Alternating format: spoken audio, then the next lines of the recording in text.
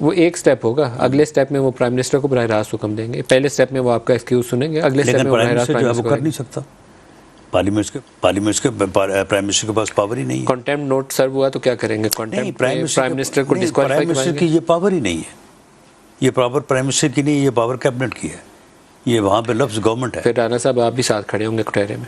तो सारे खड़े होने को तैयार है। मैंने तो कहा कि पूरी पार्लियामेंट को बुला लें, पूरी पार्लियामेंट को बुला के उसको नाहल कर दें। लेकिन डिफेंस सेक्रेटरी है, फाइनेंस सेक्रेटरी है या मिनिस्टर है कंसर्न, जो भी सागदार होंगे, आप होंगे, ये सारों को तो वो तलब करके फिर 4-5 बंदों को नाहल कर देंगे। चलें, हम तो कहते हैं कि सबको कर दें, 4-5 को करना तो 4-5 को कर दें। आज इलेक्शन कमीशन ने भी खत लिखे हैं और आपने शायद वो प्रपोज लॉ अमेंड भी किया है इलेक्शन कमीशन के हवाले से, कैबिनेट ने शायद उसको नहीं, मेरा ख्याल है कि उसको जो अमेंडमेंट इलेक्शन कमीशन ने सजेस्ट की हैं उनके ऊपर मेरा ख्याल बात आने वाले दिनों में होगी और उस पर अमेंडमेंट हो सकती है। Sir as a matter of principle आप इंतखाबात को जिस तरीके से आगे ले जाना चाह रहे हैं, ये तरीकाकार मुझे इससे हम उसको कहीं नहीं ले जाना चाहते। हम उसके वक्त पे उसको करवाना चाहते हैं। हम जो है वो जो आइन में लिखा है और उसके मुताबिक कराना चाहते हैं, केयर टेकर सेटअप के तहत कराना चाहते हैं, फ्री एंड फेयर कराना चाहते हैं और तमाम असम्बलियों के इकट्ठे इलेक्शन कराना चाहते हैं।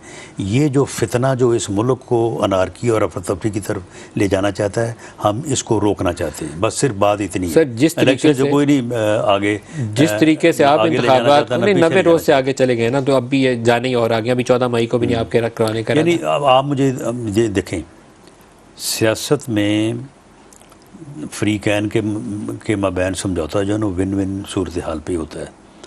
कोई लूज़र हो के जो है वो किसी बात को का फरीक नहीं बनता। आप मुझे बताएं कि इसकी शुरू से इतनी इसकी जो है वो बदनीयती है इस बंदे की कि ये हर मामले में जो है ना वो दूसरों को नीचा दिखाना चाहता है। अगर ये हरकत ना करता तो 25 मई की अगर ये अल्टीमेटम ना देता तो हम तो फैसला कर चुके थे। हम तो ये फैसला कर चुके थे कि असम्बलियाँ रिजॉल्व करके तो इलेक्शन में चले जाएं। और जब इसको ख़बर हुई, इसने आगे जो है वो धमकी दे दिया। उसने कहा कि जी मैं आ रहा हूँ 25 को इलेक्शन अनाउंस करें। यानी ये कि ये अब इन्होंने फैसला कर लिया है, ये इलेक्शन अनाउंस करेंगे और मेरी ऊपर जो है ना वो बल्ले बल्ले हो जाएगी। को हो क्या बात है, उसने धमकी दी है, ये जो गए।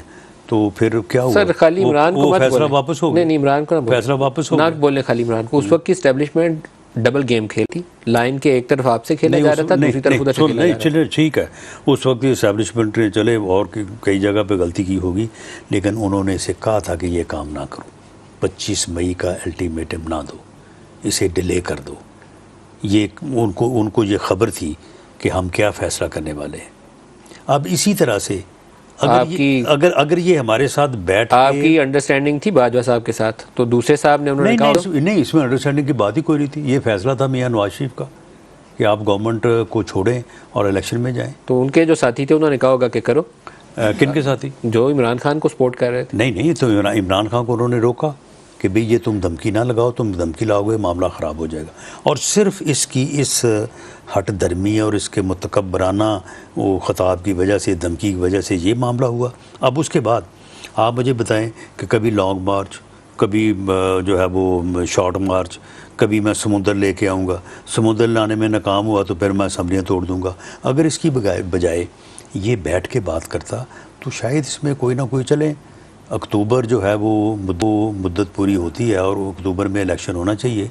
चलो को थोड़ा बहुत आगा पीछा हो सकता था, लेकिन अगर ये कहेगा ना कि मैं इस तरह से धौंस से हमसे कोई काम करवाएगा, कोई काम नहीं। 14 मई को तो आपने इलेक्शन नहीं जी, अगर इस तरह से ये करवाएगा तो बिल्कुल नहीं होगा। 14 मई को तो नहीं करवा रहे, फिर हो सकता है 8 अक्टूबर को भी ना हो, अगर इसने यही रवैया रखा तो। 14 मई तो आप नहीं करवा रहे, आप कह रहे हैं 8 अक्टूबर भी नहीं होगा।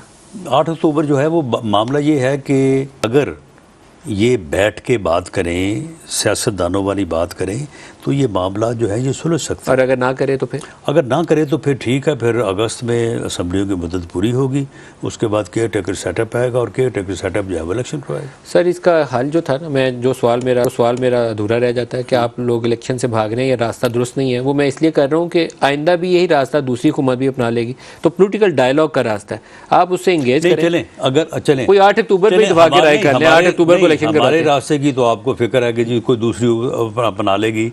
और वो इलेक्शन जो है वो लेट करेगी। क्या लेट करेगी? असम्बलियों की मुद्दत ही पूरी करेंगे ना, हम भी असम्बलियों की मुद्दत ही पूरी कर रहे हैं ना, हमको और बात तो नहीं कर रहे।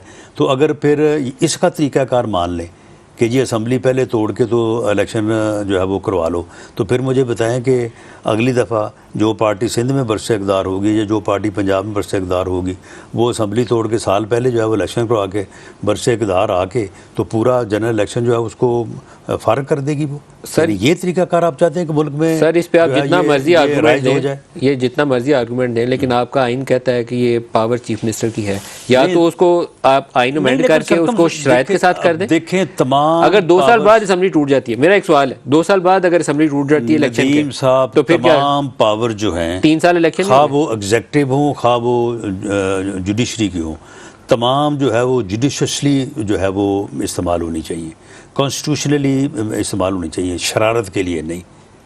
ये इस आदमी ने ये शरारत के लिए, फितना गरी के लिए इसने ये जो है वो पावर इस्तेमाल की है। इसको देखा जाना चाहिए और ये देखना सुप्रीम कोर्ट का काम है। सर जब तक कॉन्स्टिट्यूशन अमेंड नहीं करें कुछ नहीं होगा। आखिरी 3-4 मिनट है, कोई कौम को खुशखबरी भी सुनाइए। लड़ाई से मुझे तो एज ए जर्नलिस्ट भी कई दफ़ा ना मैं बिल्कुल आके जाता हूँ, मैं कहता हूँ लोगों को कुछ तो तसल्ली दें। बहुत लंबी हो गई, आटो की लाइनों के अंदर ही बहुत लोग लंबी हो गई। 2014 से शुरू हुआ, 10 साल हो गए। ये आपकी एस्टैब्लिशमेंट की गेम है। अब सबसे ज़्यादा मुश्किल उन्हीं को पड़ेगी। एस्टैब्लिशमेंट की गेम भले सही, लेकिन बात यह है कि ये एक ऐसा बंदा पाकिस्तान की सियासत में इंट्रोड्यूस हो गया है।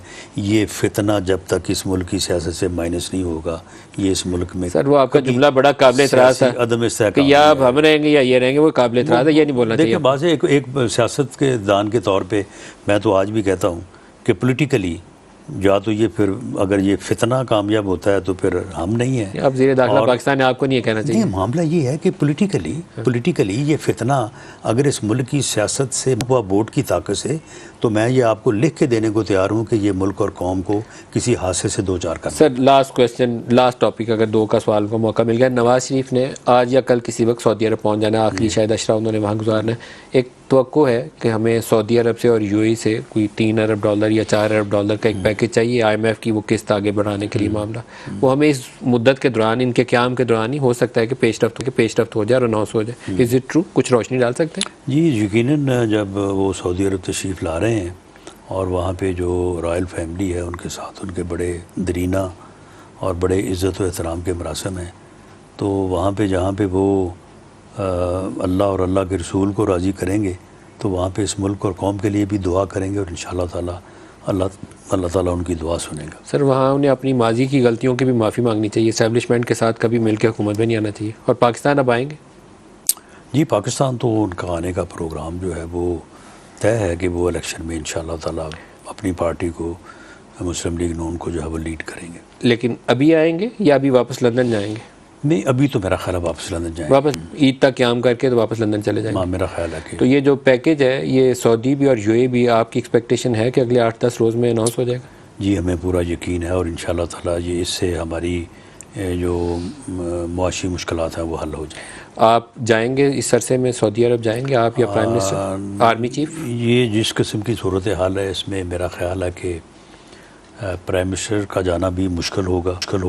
अच्छा, अगर वो गए भी तो शायद ईद के मौके पे अगर फैमिली वहाँ पे इकट्ठी हुई तो शायद 1 या 2 रोज़ के चले जाएं। लेकिन इस सूरत हाल में मेरा भी और ख़ास तौर पे फाइनेंस मिनिस्टर का, लॉ मिनिस्टर का, इन बंदे जो है वो बड़े रेलेवेंट हैं फाइनेंस के हवाले से भी और सिक्योरिटी के हवाले से भी, तो हमें मेरा ख्याल टाइम नहीं मिलेगा।